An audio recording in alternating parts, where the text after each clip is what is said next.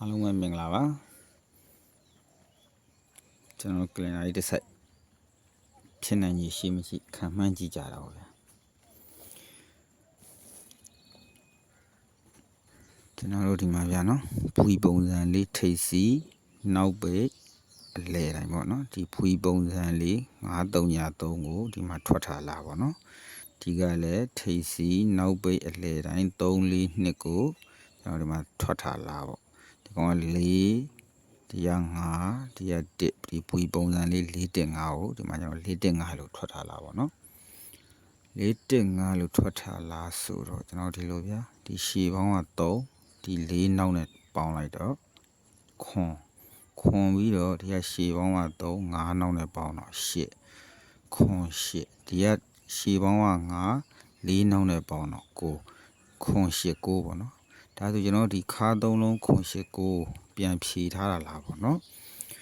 နောက်တစ်ချက်ကဒီနောက်နှလုံးပေါင်းသည်4နောက်နှလုံးပေါင်းသည်5ဒီကနောက်နှလုံးပေါင်းသည်6ဆိုတော့ကျွန်တော်4.5တော့နည်းနည်းလေး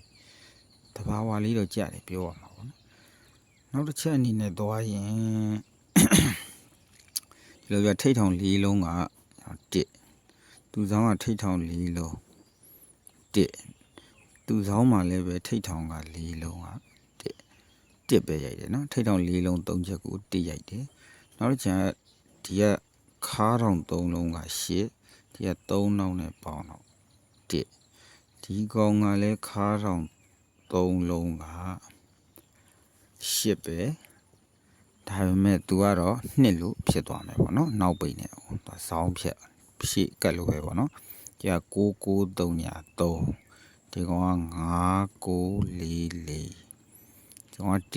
1ပြီးတော့2ဒါဆိုဒီမှာ3ပေါ့ဗျာ3ဆိုရင်ဒီကောင်8က9ရခွန်နဲ့6နဲ့ပေါင်းမှာ3ဆိုတော့ကျွန်တော်ဒီမှာ9နောက်ကထည့်ပြီးသားပေါ့နော်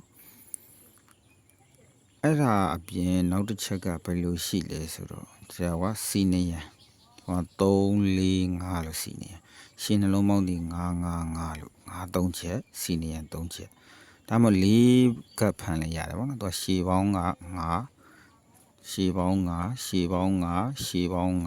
5နောက်က2 3 4 5ဆိုပြီးတော့စီနီယံပြန်ထည့်တာပေါ့နော်နောက်တစ်ချက်ကဘယ်လိုရှိလဲဆိုတော့ကျွန်တော်ဒီမှာက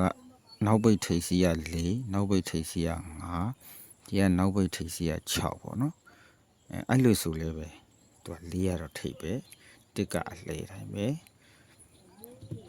5ကတော့နောက်ပဲပေါ့နော်ဒါက 4.5 ရဲ့ site ကလေးပေါ့နော်ကြိုက်တယ်ဆိုရင်တော့လေထိုးကြပေါ့မကြိုက်ဘူးဆိုရင်လည်းမထိုးနဲ့ပေါ့နော်